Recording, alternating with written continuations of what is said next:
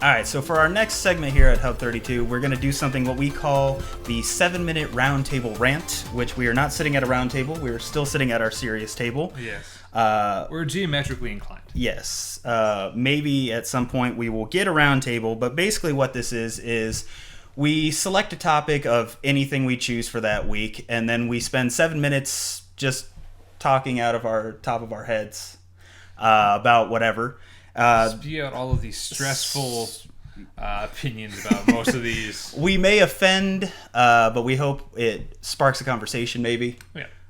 But basically what it is we put 7 minutes on a clock, and if we get it, we may put 7 minutes in the corner of the screen there. And if your phone here, actually decides to function, or if it works, that would be nice too. Yeah. But when the timer goes off, we shut up, we move on to the next segment. This week, what we have decided is to talk about Donald Trump's candidacy.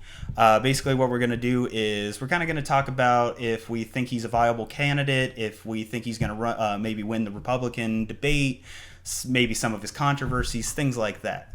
So, without further ado, I'm going to start the clock in 3, 2, 1.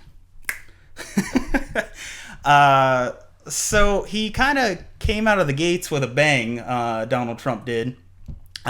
His first major thing was talking about immigration, but the way that he brought that issue up is basically by calling all of Mexicans rapists and drug dealers and murderers, yeah.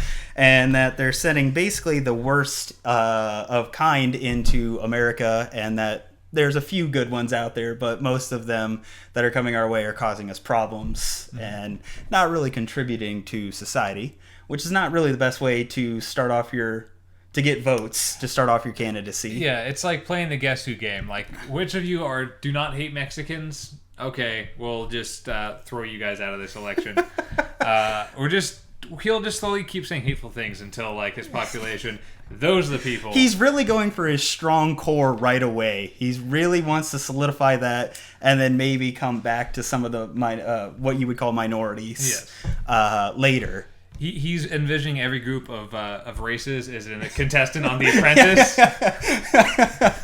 He's just slowly eliminated. He's doing the wrong version of the weakest link. So basically what he did after that is he followed that up by kind of isolating out women by talking about Fiorina. I'll get her last name later. It's close to that though. Yeah. She's another Republican candidate. Kind of commented on her looks, basically saying, "Would you want that to be your president? Would you want to look at that as your president?" He later kind of tried to backtrack a little bit during the second Republican debate, saying it wasn't about her looks, it was about her personality, her persona. That she's a beautiful woman. Her big, bustling persona. But that kind of isolated women and sort of has made her the second contender. He is leading all polls right now. But after the second Republican debate, he's kind of fallen back. And that kind of leads us into, do you think he is going to win the Republican debate or nomination? Yeah. Hell of a topic you brought to the table today. Yes. The problem is that when presidential elections, especially early on, are 9 times out of 10 a backtracking mission. Donald Trump's not the first person to come out during a presidential debate or election, if you want to look at it as a whole, and say something just putting your foot in your mouth, straight out of left field, right? Yeah. And then try to backpedal.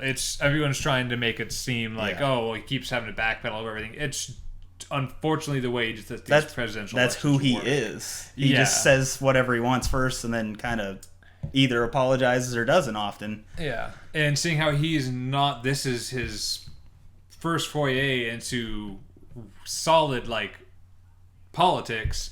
Right. He's not as used to trying to close his mouth during certain situations. Yeah. And he says first and then backtracks later. Right.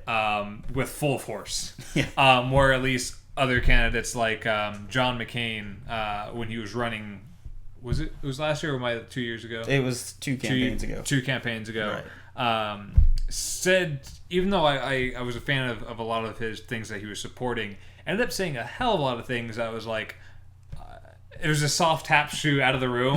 Or like, I'd never supported him. I was just, and it's just, I don't know, that's my take So on do it. you think he is going to be? It's gonna be close. My gut feeling says he's not. When it's all is said and done, I don't think he's going to be, just because they're kind of playing around with the idea. It seems like that now, like, oh, okay, yeah, let him have his fun. We'll sort of, we'll use him kind of as a straw man, let him say the wrong things, and then we can come in and say, oh, no, we don't believe in that. Yeah. And then whoever wins the candidacy can then be like, well, maybe I did sort of support some of the things he might have said. Well, it's interesting because you have... you don't have the strongest lineup, I think, of people running this year. You have Jeb Bush. You have a lot of them. You have a lot. You have the Fiona. Yeah. Whatever. Yeah. Carly we'll get her name. Fiona. Carly Fiona. Yeah. Chris Christie. Yeah. You got Ben Carson. To throw in a little diversity. You got Paul Rand. Yeah. Or Paul Rubio. Haven't been following that much.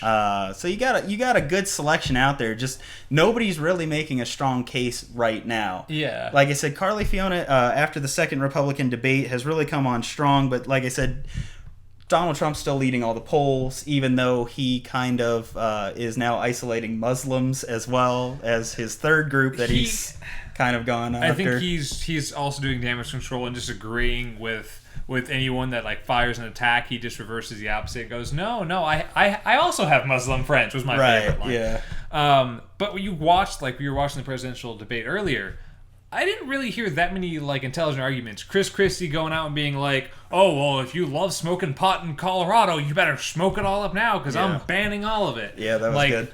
That's okay. Like you're going out with such strong. We're just gonna bash down a huge percentage of our people is not the greatest idea early on, and it's a lot of that, and it's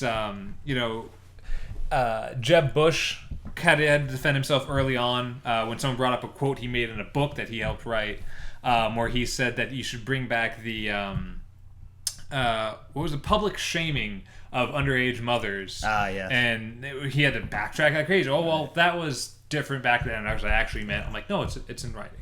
Right. Yeah, it's in print. But basically, I don't really think that he is. I think he's going to basically get phased out. He may run as a third-party candidate at some point, but honestly, I don't think he's going to get the nomination. Nope. I don't, because when he comes to his policies and stuff like that, he hasn't really said anything about policies yet. When they talk about policies and issues and stuff like that, he kind of goes silent. He's just spits something out and then gets people talking about it, but that's not always the greatest thing. So, same. I think he will. I don't think he'll necessarily win. Ooh, that's our time. Oh, that's 7 minutes. So we're gonna shut up now, and we'll see you at our next segment.